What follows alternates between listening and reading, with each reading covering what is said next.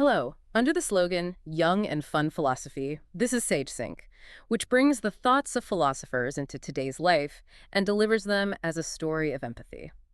Welcome back to another deep dive. We're always hearing about how to get happy, buy this, achieve that, find the right person. Right, it's presented as this goal we need to chase. Exactly. But what if that very chasing, that striving for happiness is actually part of the problem? That's the core question for today, isn't it? Yeah. We're going to explore philosophers who really dug into this, questioning the relentless pursuit and asking what really makes for a contented life, especially what pitfalls lie in trying maybe too hard to be happy. And we've got three really interesting thinkers lined up: Schopenhauer, Nietzsche, and Gracián. Quite a trio. Definitely. Each with a pretty unique take on happiness, or maybe the problem of happiness. Precisely.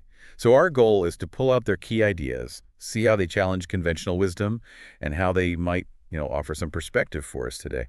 Okay, let's dive in. This is Happy to Death, the real conditions for happiness, according to philosophers. Let's kick off with Arthur Schopenhauer. His view on happiness is, well, maybe not the cheeriest starting point. Okay. Bracing myself. What was his take? Essentially, he didn't see happiness as a positive state in itself. It was more like the temporary absence of pain or suffering. That was about as good as it gets for him. Wow. Okay, so not actual joy, just a pause in feeling bad. That sounds pretty pessimistic. It is often described that way. Yeah.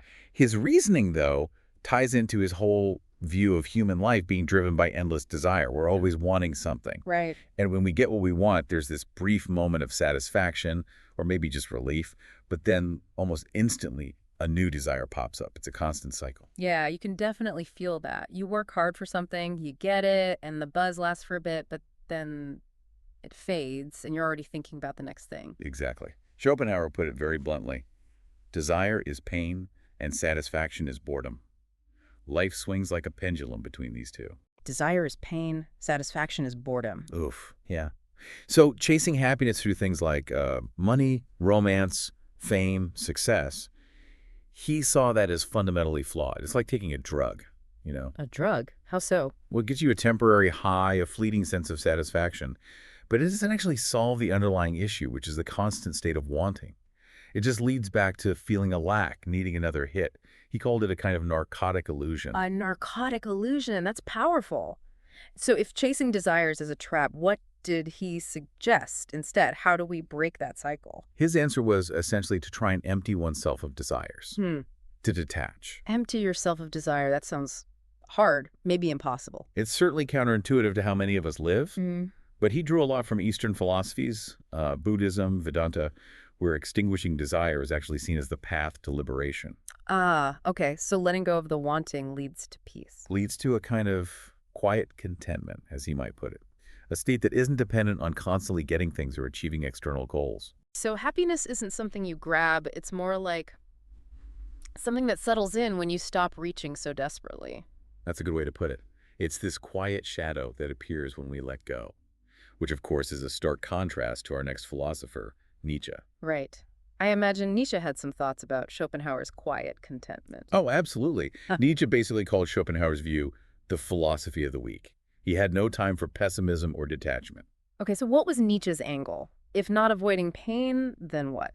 For Nietzsche, true happiness wasn't about escaping suffering at all. It was found in overcoming it, in the struggle itself. Wait, so struggle and suffering are good or necessary for happiness? Necessary, yes.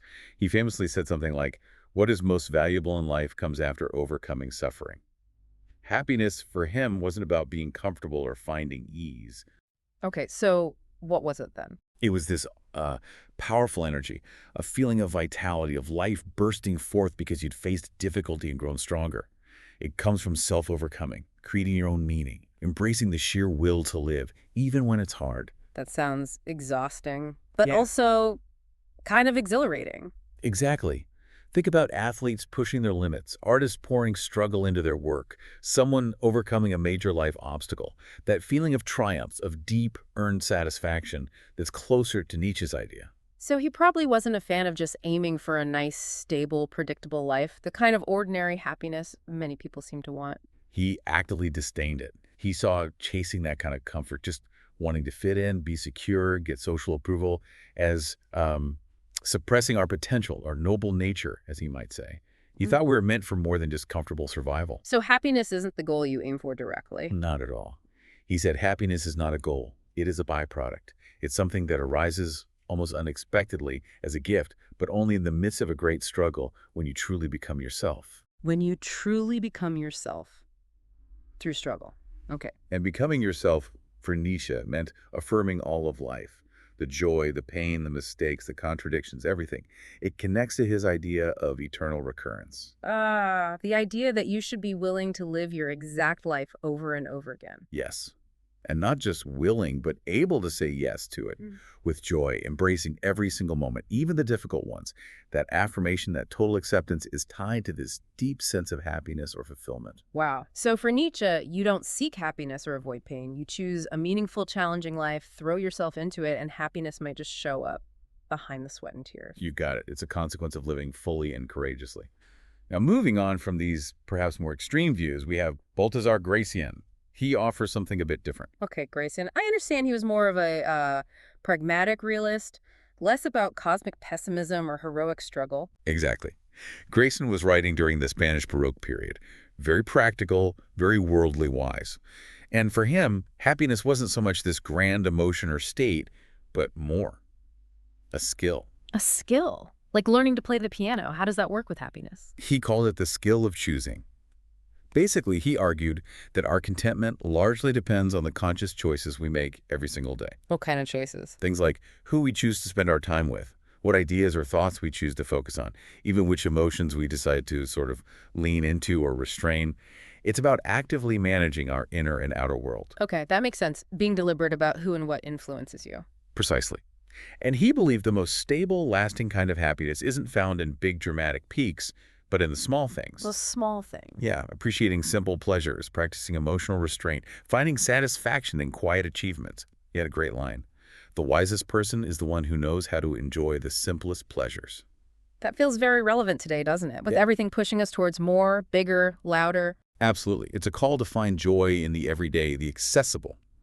But he also had a warning, which ties back to our main theme. Oh, what was the warning? He said, the more you chase happiness, the faster unhappiness follows. Oh, that sounds almost like Schopenhauer again, but maybe from a different angle. Why did he think chasing it backfires? Gracián's perspective was that this intense pursuit often breeds disappointment. You build up expectations. You constantly compare. You feel like you're never quite there. His philosophy leans towards a kind of minimalism in life. Minimalism, like not owning much stuff. Partly that, but more broadly. Knowing your limits, not striving for excess in anything, possessions, ambitions, even emotional highs, taking only what's truly important, understanding your own size of life, as it were. Knowing your size of life, I like that. So wisdom lies in restraint, and happiness follows from that. That's the idea. It's the foundation of a wise life, and happiness is the natural result, not the frantic goal, which is quite a contrast to how we often operate today, right? Definitely. Especially with, social media constantly showing us curated versions of happy lives. Everyone seems to be performing happiness. Exactly. And Gracián's advice there is incredibly potent. Expect little, enjoy deeply. Expect a little, enjoy deeply. So lower the expectations, appreciate what you do have. Precisely. It helps counter that constant comparison and the feeling of inadequacy that comes from chasing an often unrealistic, externally defined image of happiness. Find satisfaction in your reality. Okay, so we've journeyed from Schopenhauer's detachment from desire through Nietzsche's embrace of struggle to Gracián's art of choice and restraint. They're quite different paths. Very different, yes. But is there something, a common thread maybe, that links them together when it comes to this idea of happiness? I think there is, actually. Despite the contrasting methods, they all seem to point towards the idea that happiness isn't primarily about what happens to you or what you achieve externally. It's not about the circumstances. Not mainly, no. Yeah. It seems to stem more from your internal state, your attitude towards life itself. And that really cuts against the grain of how we usually talk about happiness, doesn't it? We think of it as a state. You arrive at a happy marriage, a happy job. Exactly, like its destination. And often those ideas of what a happy life looks like are heavily influenced by, well, societal expectations, cultural norms, maybe even illusions. Right. And when you chase those external benchmarks, and maybe you get them, maybe you don't, but if they don't deliver that promised lasting happiness, Then you can end up feeling broken or exhausted, or like you've failed somehow. You give up. So the real takeaway isn't a secret formula for getting happiness, but maybe shifting focus to cultivating a certain kind of mindset, a happy attitude. Exactly. That's the shared message, I think. Whether it's Schopenhauer finding peace by wanting less, Nietzsche finding vitality by overcoming challenges, or Gracián finding contentment through wise choices and appreciating the simple idea. It all points back to our inner disposition. How we approach the journey, not just reaching some imagined destination. Precisely. Happiness isn't the end point. It's fundamentally about how you walk the path. Today's SageSync ends here. I will come back next time with another life wisdom. Thank you. And perhaps the first step towards a more fulfilling life isn't actually about chasing that feeling called happiness at all. Maybe it's about stopping to examine the assumptions. Where did we get our definition of a happy life in the first place?